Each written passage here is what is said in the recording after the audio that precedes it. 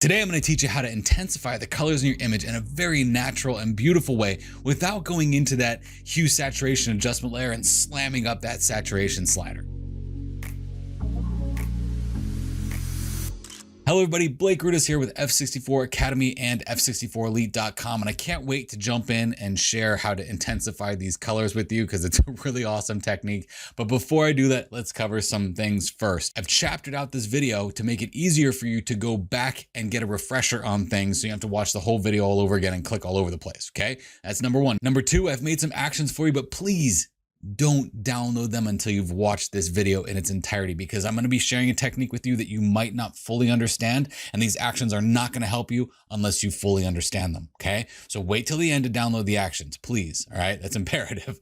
So I want to show you how to intensify the colors in your image, and I'm not going to do it with the HSL adjustment layer. I'm going to be doing it with something called the selective color adjustment layer. Now, you may have seen some videos in the past on how I've used the selective color adjustment, but this video is going to be a very deep dive into why the selective color adjustment works, and it can be used very predictably on your image. Typically, we see people using the selective color adjustment layer to possibly alter or tweak the colors in their image, but here we're going to use it to intensify the colors in your image. But I need to give you some basic color theory knowledge first. So let's go ahead and look at this selective color adjustment layer. I'm going to turn the selective color adjustment layer on. That's at the very bottom. In the selective color adjustment layer, I want you to look at these three sliders right here. These three sliders are going to be the main impact for everything that happens in the selective color adjustment layer. Now, you'll see that it says cyan, magenta, and yellow, but it's missing a couple of colors, right? What about red, green, and blue, the other primary colors that are in the digital color wheel? Well, looking at the digital color wheel here, you can see that we have cyan, magenta, and yellow right here. So the opposite of cyan is red. So the opposite of this slider is going to be red. The opposite of the magenta slider is going to be green. The opposite of the yellow slider is going to be blue. It's really important to understand this concept because in order for this to work predictably, you have to know how these sliders operate and how these sliders work.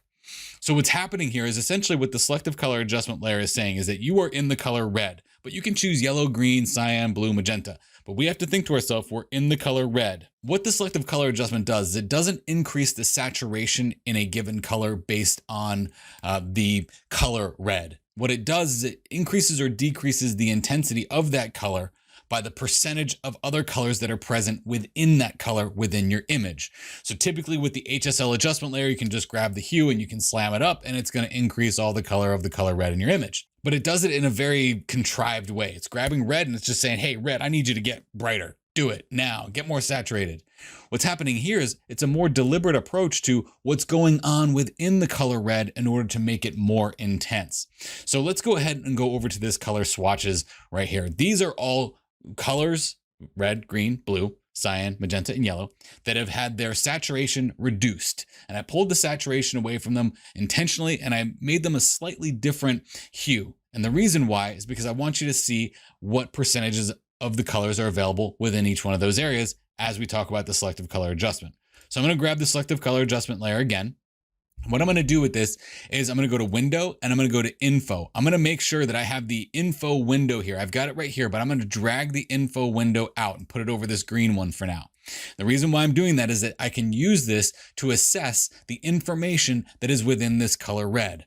So in this color red right now, as I look at it, I have 194 red, 86 green, and 86 blue if I look at the RGB values. But I really want to pay attention here to the cyan, magenta, and yellow values, and more specifically, the percentages in each of them. Right now, this is saying I have 19% cyan in this color red, 79% magenta in this color red, and 63% yellow in this color red, which black is 4%. Okay, and that's really important. What we can do with this actually is we can take the color sample tool, and with the color sample tool, I'll make a sample of this color right here, because as we modify the selective color adjustment, it will show us the difference in the percentages that are going to be in this color as we work on it. Now, right here, this is my sample color number one. I need to change this to cyan, magenta, yellow, and black. So now I can see the percentages there. What happens with this intensification process of the color is we're looking at what's present, what percentages are present within that color to increase the intensity of it. So it's no longer just HSL, grab that color, slam it up. It's okay, what colors could possibly be holding this color red back from being its most intense form of red. So it's like when I was a kid, I would come charging at my brother, and he was so much bigger than me. He would just put his hand out and put it on my forehead, and I would try swinging at him. And it looked like I was in a TV show, and I just couldn't hit him.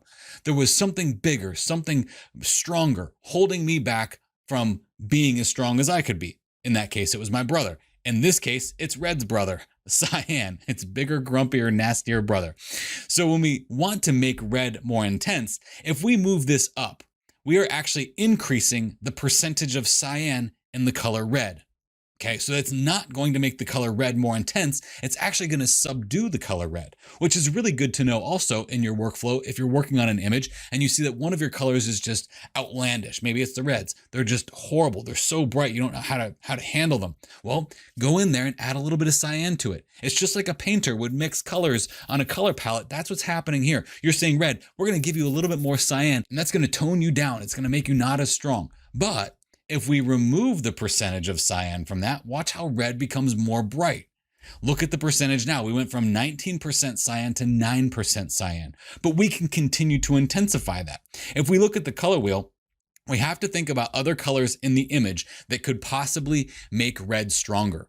And in order to do that, you have to look at the buddies that are around it, okay? So the buddies that are around red that can make red a much stronger force are gonna be magenta and yellow. The things that are gonna hold red back and not support it are gonna be things like blue and green. So when we go back over here and we look at this selective color adjustment layer, if I were to move magenta to the left, I'd actually be adding green to it, which is not a friend of red in this case. What is a friend of red is magenta. As I increase that magenta percentage, you see that we get 94% magenta. We're getting a much stronger potential for the color red in here by giving it more of its magenta friend. Now, if I bring this to the left on the yellow, it's going to add more blue, which is opposite on the color wheel. That's like red rover, bring the wrong guy right over, right? So we're going to increase this to the yellow side. And now you'll see that red gets much more intense because we reduced the amount of cyan that was in it and we told its buddies to go away. All right, like this is a fight. We're going to take out the big guy and then we're going to tell his friends that they need to run and hide now. And that's essentially what's happening here. We're taking out the cyan from the color red and we're increasing the intensity by bringing over some magenta and some yellow. Now I'll move this over one. Let's do a color swatch right here on the color green. Now on the color green, this is number 2 right here. We're going to change this over to the CMYK. We're on the color green. How do we make green more intense now? So let's look at the colors here. We want to focus on green. And what's the opposite of green? Magenta. So if we increase the percent of magenta, is that going to help? No, because we actually went from having 0% magenta in there to now having 11% magenta in there. That's not going to help. But what happens if we give it some more green? We bring it this way, it's going to add some more green to that color green and it's going to help out. Now, how do we make that more intense? Well, let's look at the color wheel and see. In the color wheel, we have yellow and we have cyan that are close to green. So yellow and cyan can help make green more intense. What will not help make green more intense? Red and blue. So we're going to hop back over to the color swatches. Do I want to add yellow to this? Absolutely. It's going to make that green more intense and actually makes it look very much like the color green that we would see in a purely saturated form of green.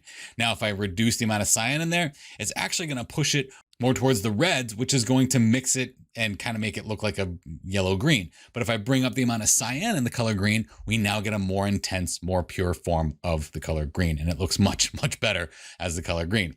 When we talk about increasing the intensity of a given color, let's try to increase the intensity of the color red here. So I'm going to add that selective color adjustment layer here. And I'm going to go into the color red because I want red to be stronger. I want it to be more intense. So I'm going to reduce the amount of cyan that could possibly be in that color red. And it doesn't appear like there's a whole lot of cyan in that color red, but watch what happens when we increase the amount of magenta in there.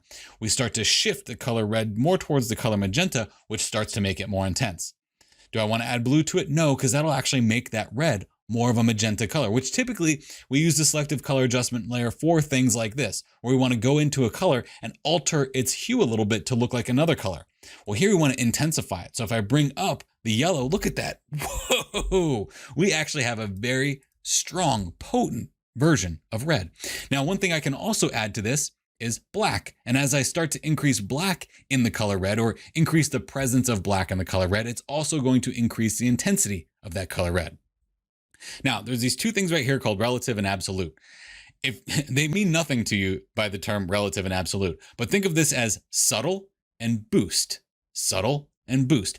So if I want to boost the amount of intensity I get in the color red, I'll press absolute. And what that does is it actually creates a bigger spread of what Photoshop is considering the color red, or more of the value of the color red that might even be present in other colors around it. Whereas relative is like, no, we're going to target the color red, the relative color of red that is in the image. Here is the absolute value of red that might be in the image. Okay, so that's how you increase the intensity in that. Let's take a look at another color here. Let's try to intensify blue. Okay, so let's go to the color blue.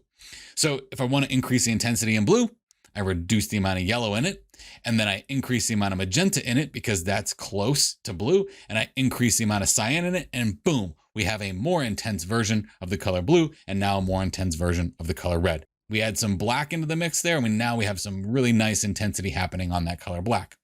Now, how does this work with something like the HSL adjustment layer? Well, if we put the HSL adjustment layer on there, and we increase the saturation of this, it may not increase the saturation of these colors at all because of the hue value that they have in them. But as we start to make the colors more intense, look at the lightness that's happening here as we make this more intense. Sure, we can go into an individual color, and let's do that. Let's actually use a targeted adjustment tool and go into just the color blue. I'll increase the saturation here. It's not doing anything. But as I start to make that lightness a little bit darker, yeah, it increases the intensity of it, but I don't have a whole lot of control over it. Here I have a lot more control because I can increase or decrease the intensity on both sides of that color blue rather than just going all over the color blue. So this is a much better way to increase the intensity in your colors because it's natural. It's selecting the colors that are in your image and naturally allowing them to be intensified. Real quick, before we continue, this is kind of like the commercial break. If you like this, please press the subscribe button below and hit the little bell to get notified. I do video tutorials like this all the time where I take Photoshop, something very convoluted and very difficult, and make it very easy to learn and give you an actionable workflow that you can use right now today. So if you're the type of person that likes that kind of content, press the subscribe button below and you'll get notified when the next video comes out. Let's go ahead and go over to this image right here. So with this image, we've got a lot of really cool color swatches here that are happening here, but some of the colors are actually kind of subtle and I don't know, not quite as intense as they could be. So let's grab the selective color adjustment layer and let's pick on a different color. Let's pick on the color yellow because we haven't done that one. So I want to make yellow more intense. So how do I make yellow more intense? Well, I can make yellow more intense by increasing the amount of yellow in the color yellow. I can make the yellow more intense by adding magenta. No, because that's going to make it more towards that orange color. Adding green. Okay, that's going to give that yellow a beautiful golden yellow glow there. By adding that green into the color yellow, makes it a much more potent version. Do I want to add cyan to it? Nope, because that's going to make it more green, but I can remove cyan from it, and that's essentially adding red to it, which is going to make that yellow a much more intense yellow all over the entire image. Now, if we change that back to relative rather than absolute, absolute is taking the absolute color of everything that's in there. It's the boost version. Here's the subtle version, okay? Now these are taken up very high. You can even do something like this and to really see how yellow can be very strong. In practical application though, it's better to think about things in the form of doubling and halving. So I'm gonna go ahead and zero all these out. I've done a lot of experimentation with this so you don't have to, okay? So I'm gonna add 50% yellow to this. Then on the magenta and the cyan side, I'm gonna go negative 25% magenta and negative 25% cyan, or adding 25% red and adding 25% green. And we get a much more beautiful natural adjustment or boost in those colors, that intensification in those colors and that color yellow. We can do the same thing with another color. Let's go into, let's say the color blue, especially on an image like this. I'm not going to go negative 100%. Okay. Let's just go negative 50%.